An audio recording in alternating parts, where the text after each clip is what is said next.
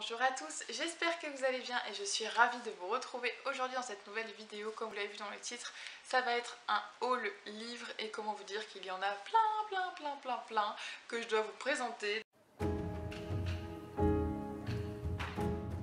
Donc je vais commencer par les maisons d'édition où il n'y a pas vraiment beaucoup de livres. Et puis ensuite on ira plus vers les grosses maisons d'édition, en particulier le livre de poche et puis Pocket, qui sont de toute façon très connus. Mais bon voilà, c'est comme ça que j'ai décidé que j'allais fonctionner aujourd'hui. Donc on commence déjà avec les éditions 10-18. J'ai acheté un livre qui me tente depuis très longtemps, depuis sa sortie en fait quand il était en grand format, donc des éditions Nil. Mais là en fait il est passé en petit format, donc je l'ai acheté. Il s'agit de Grey de Léonie Swann, donc c'est un perroquet en fait qui va aider à résoudre des enquêtes et tout, donc ça a l'air un peu loufoque, burlesque, un peu différent de ce qu'on a l'habitude de voir. J'ai très hâte de voir ce que ça va donner pour ce livre là. Ensuite aux éditions Point, j'ai pris L'Obsédé de John Fowles. Donc en fait c'est un coup de cœur d'un de mes amis libraires et il m'a conseillé de le prendre parce que en fait il n'y aura pas de réédition et il reste à peu près qu'une dizaine d'exemplaires dispo en France. Donc quand sortira cette vidéo, je sais pas s'il y en aura encore, mais en fait il me tentait, je comptais pas l'acheter tout de suite, mais quand il m'a dit qu'il n'y aurait pas de réédition, en fait j'ai foncé parce qu'à un moment sinon je l'aurais pas. Donc du coup voilà, j'ai acheté ce livre là qui est apparemment un thriller policier, donc on va essayer de voir ce que ça donne avec celui-ci. Ensuite j'ai acheté de Bruno Combe Seulement si tu en as envie aux éditions J'ai lu. C'est l'histoire d'une fille qui commence à se lasser dans son mariage et elle reçoit un message d'un de ses ex d'il y a plus d'une vingtaine d'années et du coup ils vont se reparler tout ça, donc j'ai hâte de voir ce que ça va donner. Je me suis pris un grand classique de Jules Verne, Le Tour du monde en 80 jours, parce que je n'ai pas souvenir de l'avoir lu, donc peut-être que si, mais peut-être que non. Donc je me suis dit, dans le doute, je vais le racheter. J'ai vu le film, je sais pas combien de fois, mais par contre le livre, je me souviens pas si je l'ai lu, donc je me suis dit, pour la culture, fallait que je le prenne.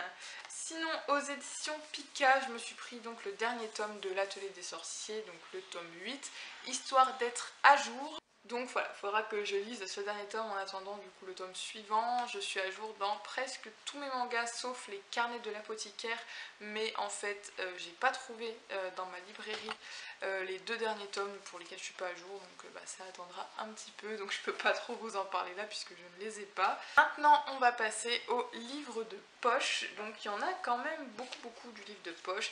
Déjà il y a celui qu'on voit tourner sur Instagram mais tout le temps et qui est aux têtes d'affiche partout dans les librairies, tout ça. Il s'agit de La chaîne de Adrian McKinty, donc qui est d'ailleurs sélectionné au prix des lecteurs 2021 et d'après mon ami libraire c'est juste génial. Donc quand il m'a dit ça je l'ai pris parce que je lui fais totalement confiance pour ce qui est des sélections des thrillers policiers.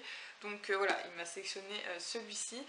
Ça va être par contre dur parce qu'il y a beaucoup d'histoires de kidnapping dedans, mais bon, on verra bien.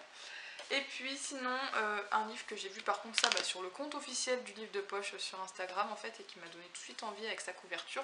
Il s'agit de 12 vents du monde de Ursula Le Guin. Donc c'est en fait de la science-fiction avec 12 petites nouvelles un petit peu imaginaire. Ensuite j'ai pris de Karen Vigers La maison des hautes falaises. Donc ça en fait ça raconte l'histoire d'un gars qui a le cœur brisé, qui vient sur une falaise en fait se réfugier et il va observer les baleines dans la mer, etc. Et un jour il va rencontrer une dame qui pareil a le cœur brisé. Ça promet d'être une belle histoire en tout cas. Ensuite, pour ce qui est encore du livre de poche toujours, j'ai pris un thriller donc de Erik Larson, Le diable dans la ville blanche, parce que le titre m'intriguait trop.